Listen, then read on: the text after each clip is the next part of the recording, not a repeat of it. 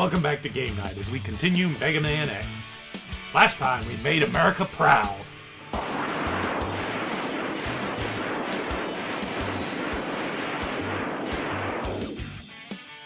Fuck yeah. And then we shotgunned a pathetic monkey sickle to death.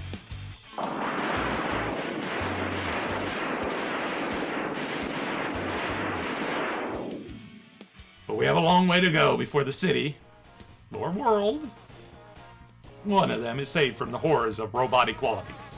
Or something like that. Our next target? Armored Armadillo. Because being robotic and fat is just the worst.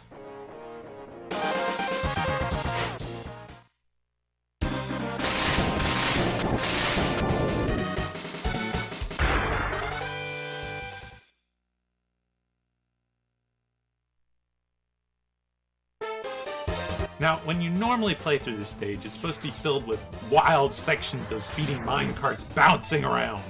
Thrilling! Me? I want stuff. So suffer as I go it on foot.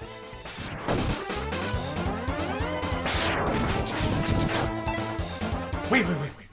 Shh! It's a rare, one-of-a-kind Baton M501. The only one of its kind. Produced over 30 years previously. Also known as bubble bats, they were created to patrol forests, but they proved so adorable that people wanted them as pets. This is likely the last model before the series was replaced with those nightmarish baton bones. What a rare treat to see one. And now it's dead. Remember, kill all the rare and beloved things you can find. It makes your life better. Just ask Walter Palmer.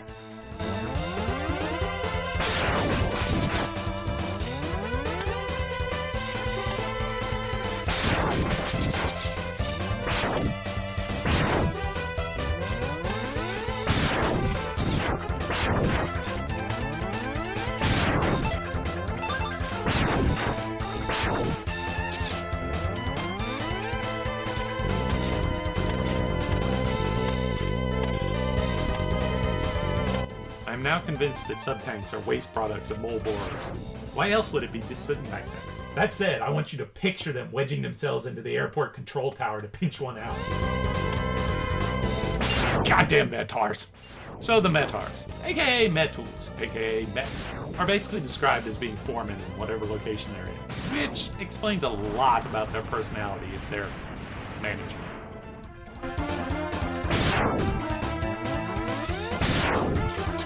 Look, Dr. Light said it was for headbutting the shit out of stuff. Baton bones are more sturdy than rock. It just keeps getting worse.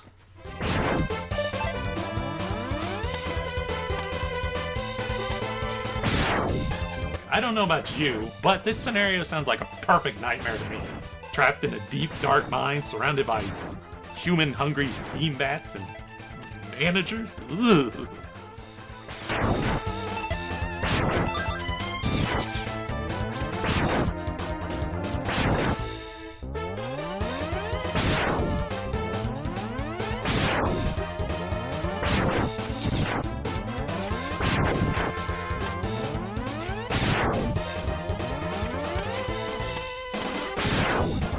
Okay, now this is more like what a minecart ride should look like.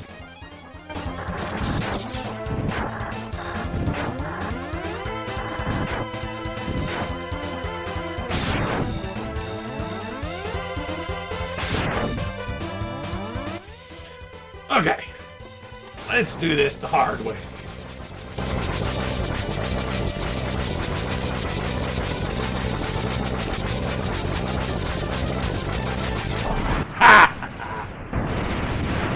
Speaking of hard tanks, is the nature of these things that X is adding multiple hearts to a system, basically extra batteries? Or is each an upgraded heart that replaces an old one and stores more energy? Of course, this brings to mind the image of X pulling open his chest, ripping out his heart, and popping in a fresh one. Final run, let's just enjoy the moment.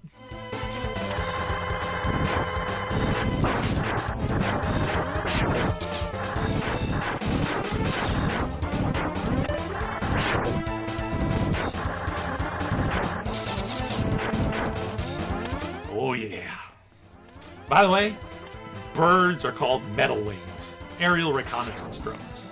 The idea being that they see danger coming and zip off to warn Armored Armadillo that you're on the way.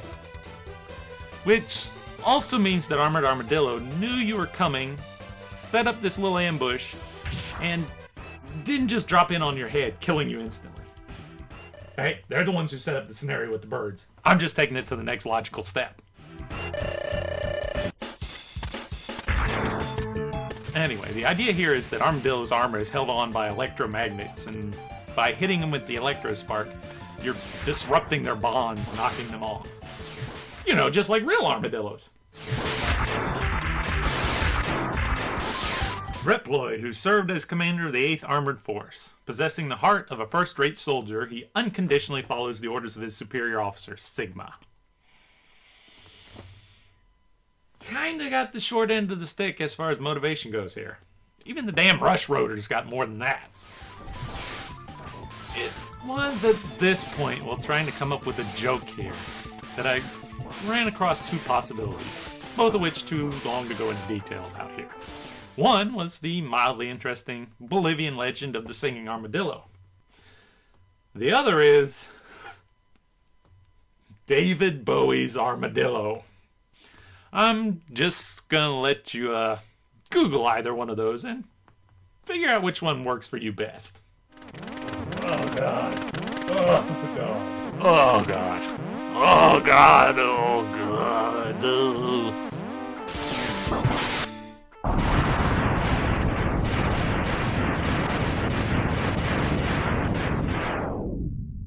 Success!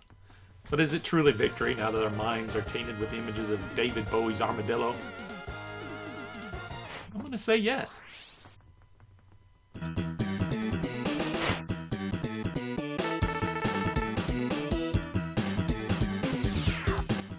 Far more useful than you'd think.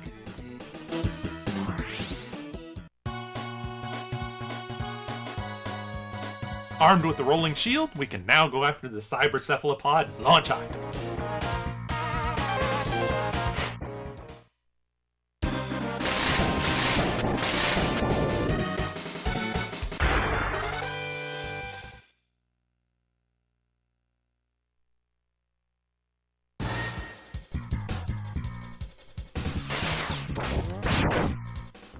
I feel a burning need to be pedantic.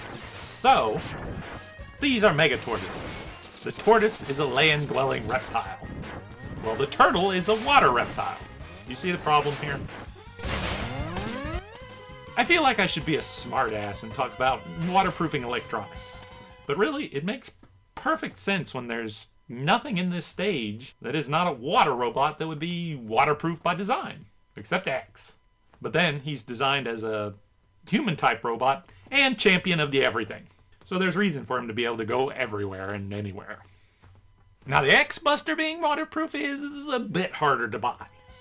The Sea Attacker was originally a novelty home item, once again proving that poor decorating taste will kill you. Jump onto or into every damn seahorse you can find. This will no doubt damage their internal systems and cause them to cease to function at a later date. Note, do not attempt with real seahorses.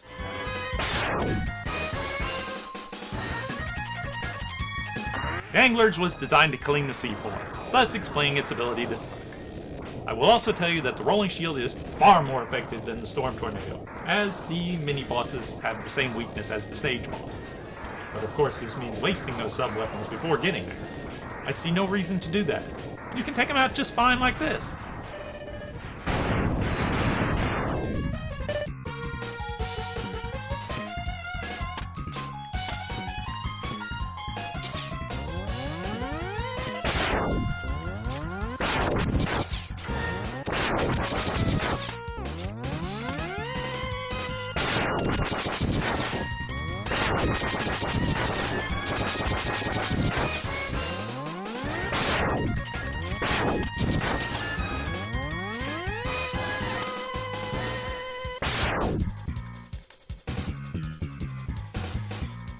Sense a little trepidation?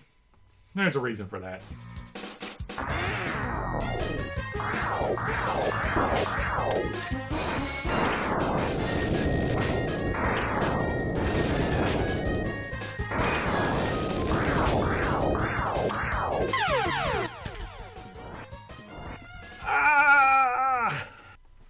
every time.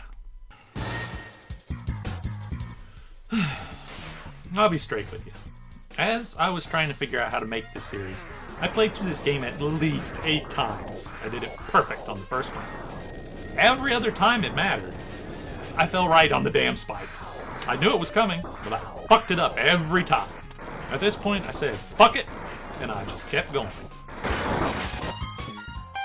I'll be honest, this may or may not have happened at another point.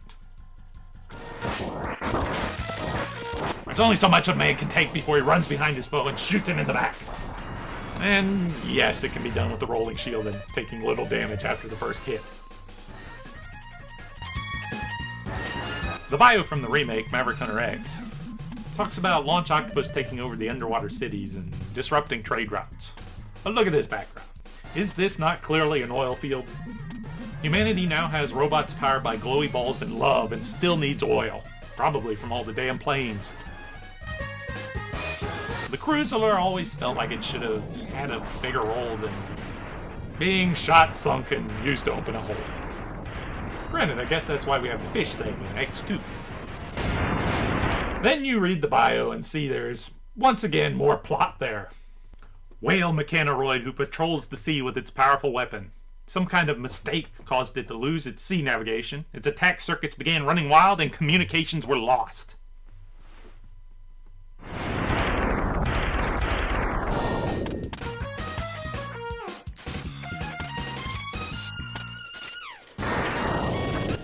Utuberos. The swimming dragon thing is called an Utuberos. Built to explore the seafloor and keep a heart? I don't know.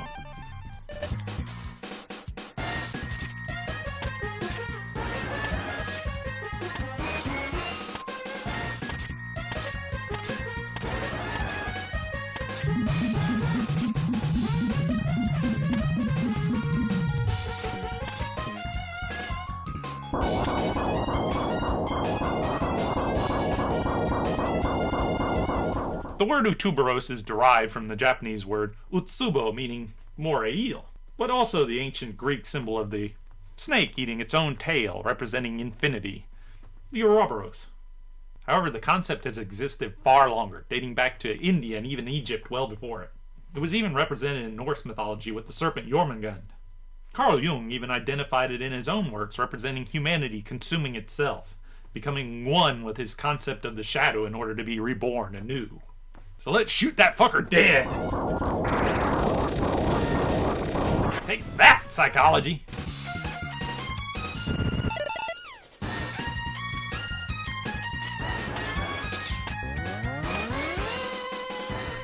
So about weird origins.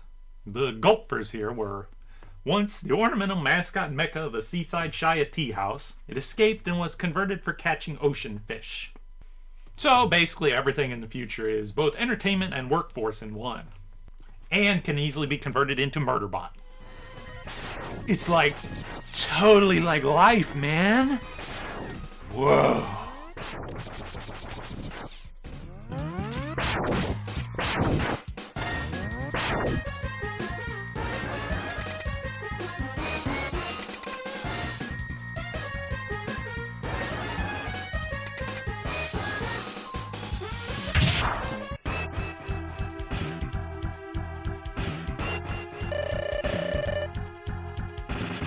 No! It is you who is the one who is going down! This story is that he hates humans. Okay, it's a little more complex. He has doubts about protecting the weak humans, so he joins Sigma's rebellion. The remake on the PSP kicks it up a bit, giving him a more flamboyant personality, seeing warfare as a kind of symphony, a form of art, which is vaguely interesting, if not entirely original. He's also one of the few Reploids with a brother, Squid Adler from Mega Man X5. If you're going out of order, using the boomerang cutter will chop off his upper arms, preventing him from using the energy-draining whirlpool move. But, I mean, if you got the dash, why bother? Because we're all sadists. Go for it! Make that puss suffer! Anyway, years of RPG training would lead you to believe that his weakness was Electro Spark or Shotgun Ice. But nope, Rolling Shield. The reason, if you were wondering, and I know you are, is that rolling shield disrupts his internal pressure. So the next time you find yourself attacked by an octopus, launch kickballs at it and it'll explode. Note, don't do that.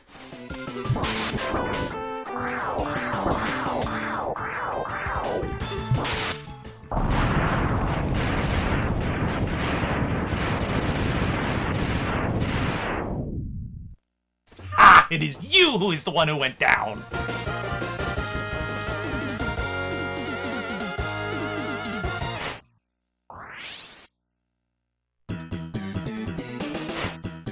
As we wrap up this episode, I've got one more bit of etymological trivia for you. The word torpedo was originally used for a genus of electrorays called torpediniforms, in turn hailing from the Latin word torpere, referring to being numb or paralyzed, as one would feel after the electric shock. It was originally used to refer to a gunpowder mine towed behind a submarine. Note that none of these have to do with flying through the air whatsoever. But whatever. Next time, we use our flying rays to take out a most curiously named boss. Will there be an etymology lesson on that one? Spoilers. Yup. Join us to solve one of your childhood mysteries. Or, just Google it. Or read the comments, as I have no doubt it'll be stated there. In the meanwhile, like and subscribe to be kept up to date as the RKI channel grows. And see you on the next installment of Mega Man X.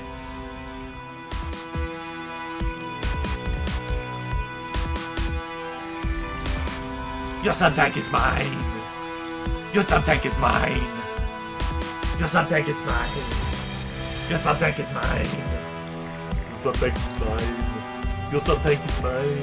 Your sub-tank is mine! Your sub-tank is mine! Your sub-tank is mine! Your sub-tank is mine! Your sub-tank is mine! Your sub-tank is mine! Your sub-tank is mine! Your sub-tank is mine! Your sub-tank is mine! Your sub-tank is mine! Your sub-tank is mine! Your sub-tank is mine! Sub-tanks! You gotta love them!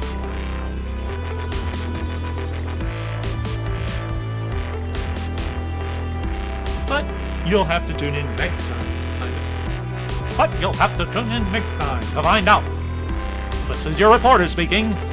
High on Mount Olympus, speaking with the gods. It's me, Dan O'Malley, 20s reporter and generally not nice guy.